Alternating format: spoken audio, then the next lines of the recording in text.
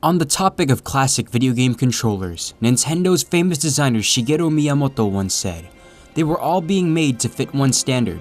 Creativity was being stifled, and the range of games was narrowing." For many of us, the Wii Remote was our first experience with motion controls and truly motion-based games. It was innovative and creative, and they controlled games that attracted people, even my own grandmother, to move around and play. Nintendo had shifted their focus from power to pure fun and creativity, and their controller is pure proof of this. However, what you might not know is the interesting history behind this iconic controller. This is a Lost.saint video, and today we're going to be looking at a history of the Wii Remote as well as its many number of prototypes. Our journey to the Wii Remote starts in 2001, following the release of the Nintendo GameCube with a little company named Gyration Inc., a company that still continues to produce motion-controlled remotes and computer mice. They figured their technology could be used in the video game industry, and though they were rejected by Sony and Microsoft, Nintendo was particularly impressed by their presentation, bought a share of their company, licensed their motion patents, and most importantly, immediately requested them to create a prototype motion controller. The result was the Gyropod, a concept of a regular dual analog controller with face buttons, but it had a body that could be split up to use as a one-handed motion controller. What's interesting is that you could already see some of the similarities and inspiration this controller had to the Wii Remote, and it's pretty cool to see what Nintendo had to consider while producing such a different controller. However, reaching the final decision of how to design their controller wouldn't be that easy. Nintendo had to go through a plethora of designs before they could finally settle on just one. In 2006, shortly after the release of the Wii, some pictures from a Japanese business magazine revealed some early Wii controller prototypes. Here's one that looks like a TV remote, one that has some hingy thing on it, one that looks like a GameCube controller that's been mauled, and, well, this. Miyamoto disliked it, the entire Nintendo development team disliked it, and they even gave it the title Cheddar Cheese because of the way it looked.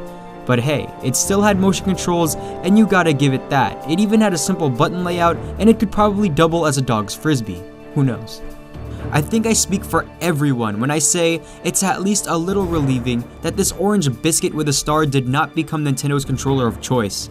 Additionally, according to a Business Week interview with Nintendo's Shigeru Miyamoto and designer Kenichiro Ashida, cell phones and car navigation controllers from the time were also used for design inspiration, and we can kinda see that in some of these other prototypes, as well as the official controller itself.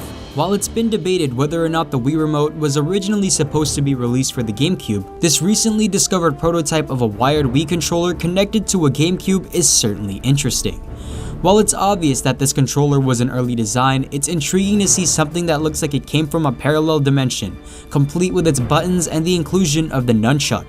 The main controller connected to the controller port, the nunchuck connected to the Ethernet port, and the sensor bar went into the memory card slot.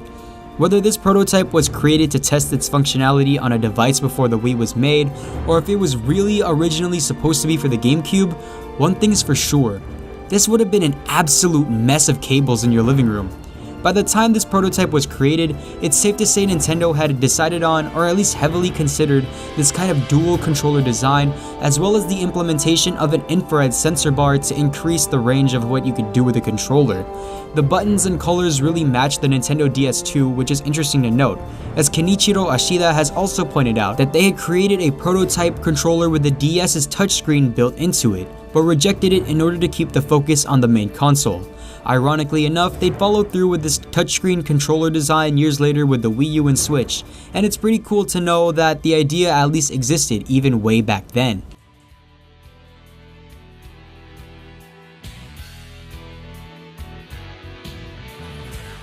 At last, the official Wii Remote we've known and loved was introduced to the world at the Tokyo Game Show in September of 2005. And well, the rest is pretty much history.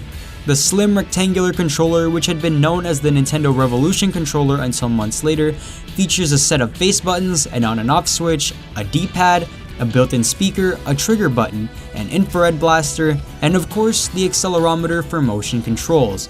It was designed not only for its own games, but for virtual console games like NES titles, which could utilize the controller if you turned it sideways. The included nunchuck also has a pair of shoulder buttons with an analog stick and motion controls as well, and connected to the Wii Remote through a port on the bottom of the main controller. They were wireless and connected via Bluetooth, which also makes this controller's use on a PC possible even today. It was innovative, intuitive, and pretty powerful as well. They came with wrist straps, which were thankfully improved in the following years, and I seriously remember one of these coming loose and watching my controller fly across the room while I played Wii Sports. Oops. Yeah, wear the strap. The controller came in various colors, and Nintendo would later release Wii Motion Plus to expand the controller's accuracy. Thus, a lot of our controllers would end up looking like they were wearing straitjackets with a stump under them. So the next line of Wii controllers would ship with the accessory built in. There are also other pretty cool variants of the Wii controller called the Classic and Classic Pro, which were ideal for virtual console games as well as a number of Wii games, but you had to plug them into the back of a Wii Remote for them to connect to the Wii, which can be a little inconvenient. The Wii Remote also supports the use of other peripherals, and while there are meaningful ones like Guitar Hero controllers, the Zapper, and the Wii Wheel, there are also a lot of crappy third-party add-ons that deserve their own video completely. So whether you believe this controller was truly revolutionary or merely just a gimmick, there's no denying that it made waves in gaming for being the first controller that could do the things that it did in terms of motion. This controller is truly legendary, at least in my opinion, and for that, I have to give it some credit. Thank you guys so much for watching. For more historical gaming videos like this, and for more mini documentaries, don't forget to hit my channel up, subscribe, like, comment, and share, and honestly tell me what you think, and if I got anything wrong, I'd like to know that too. Anyway guys, thank you again so much for watching. I'll catch you in the next one, and don't forget, strap up.